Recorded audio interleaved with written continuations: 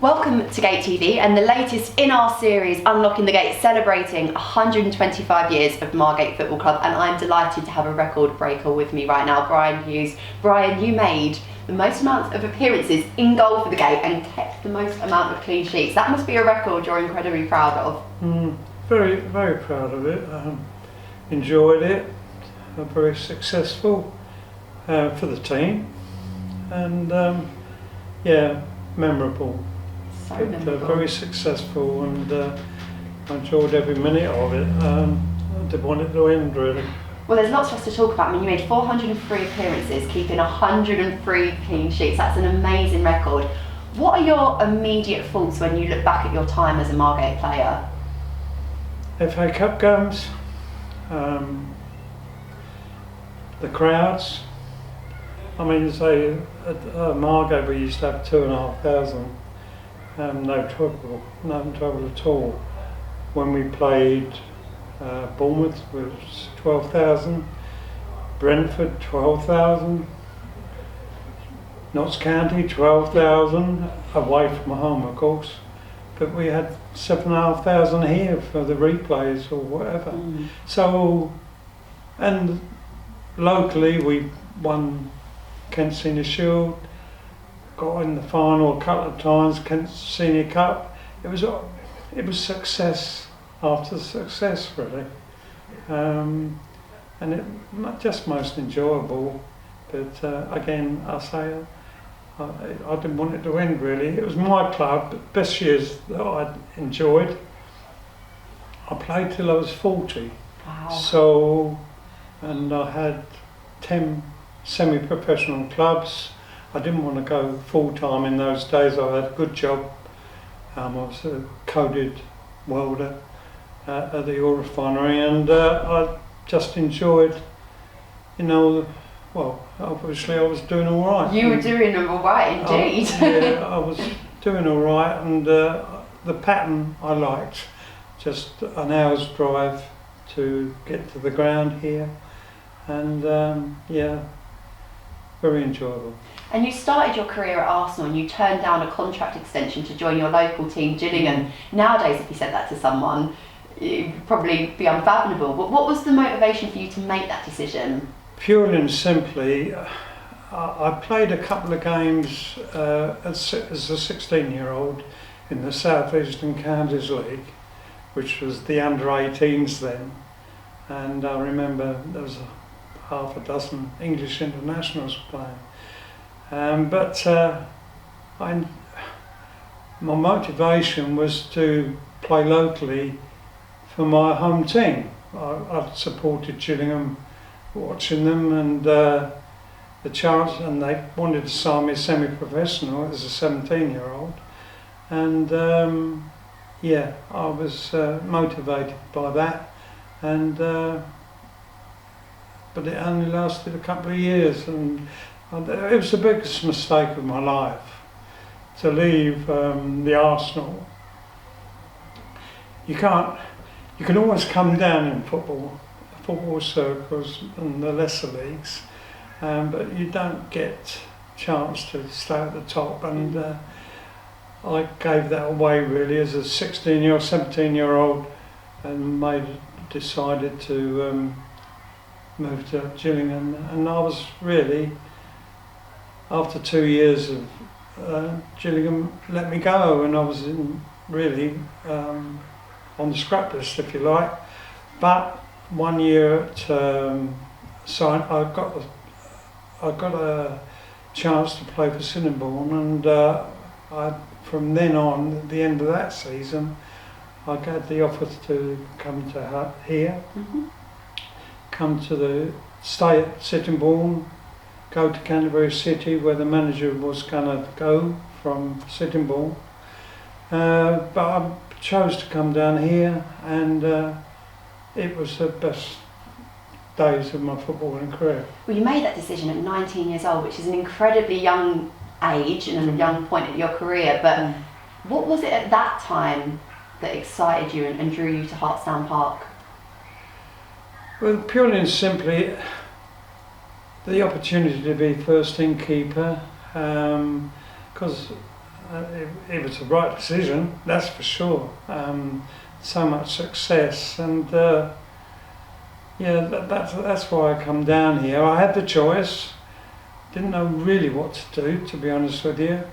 But the chance of being first choice keeper here decided me on that, and it worked out very well. Well, when you made that move, you fit in so seamlessly. You made that number 1 jersey your own, and the appearances soon began to rack up. Can you recall any games? Because I think being a goalkeeper as well, it really is a completely different position. It can be a quite lonely position as well, but the contributions you make as a goalkeeper are sometimes subtle, sometimes they're big match-winning saves. But are there any matches or memories that you can recall where you were really pleased with your personal contribution?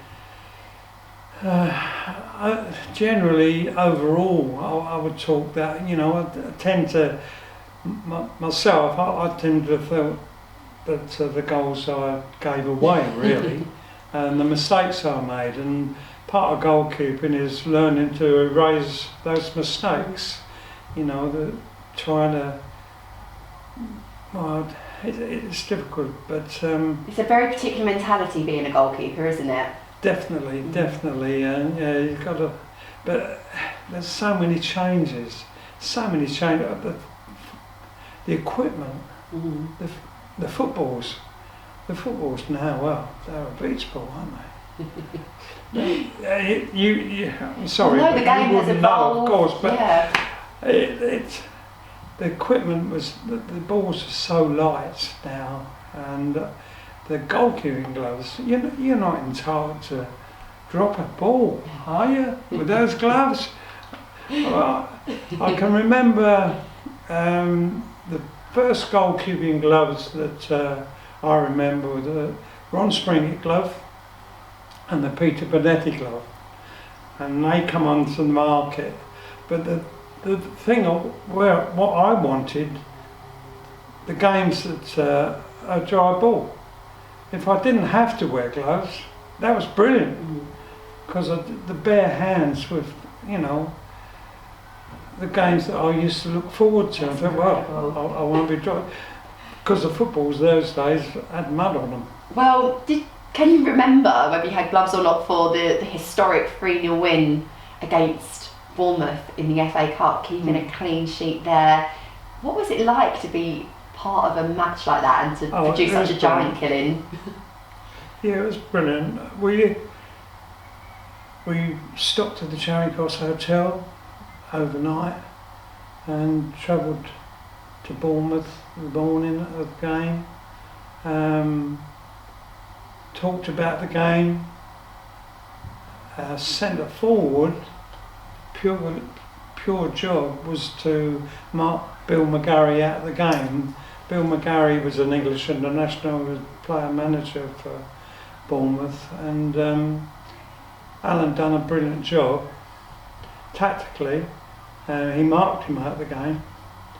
Nothing could happen from Bill McGarry, and to be honest with you, it was no fluke. The papers said it wasn't a fluke. We won 3-0 and just played them off the park, really. Deserved it. And we talk about goalkeepers being the last line of defence, but defensive units as a whole, whether it's a flat 4 or nowadays, different formations and so on, were there any former teammates that you really enjoyed having in front of you from a defensive point of view? Well, Bobby Harrop was brilliant. Most consistent player, centre-half that I ever had. The pleasure of playing with. So Bobby was very good. Bill Parry and Johnny Roach was, in the side as well. John Fraser. The team clicked, and we had, the game against Bournemouth. Bournemouth were top of the league, hadn't lost at home, and all the impetus, if you like, was expected to win. Bournemouth was expected to win, but we just played them off the park, and we were 2-0 up and coasting really, but Bournemouth got a penalty, and Coxon walked up to strike the ball, and I was learning the trade. There was no goalkeeping coaches, not in those days. The 10 other players thought they could do a better job than me, but you were the one that saved it. but so what I'm trying to say is, really, I played by my instincts. You know, I had done this before. You know, guess what side to go to your left, go to your right. But at 20 years old, I wasn't sure, and I stood my ground. And although I can remember that even now the force that the ball went, struck it well, Coxon hit it up high to my left and more or less parried it, like, you know. But that was the most important thing of the game. I had a quiet game, to be honest with you. The defence played very, very well. But that penalty save, obviously, yes, I do remember that very well. But that changed the game. It wasn't a particularly fantastic save, but it was important. And the fact that I stood my ground, because the last thing I wanted at the end of my career was for somebody to pop the ball straight at myself, and I'm diving to the left or diving to the right. So I really couldn't make my mind up at the end of my career what the best thing to do was. And Brian, you mentioned not having a goalkeeping coach and how much of your play was instinctive and natural to you, but were there any managers that had a real influence on your career at all? That's a good question. I had quite a few managers. Really,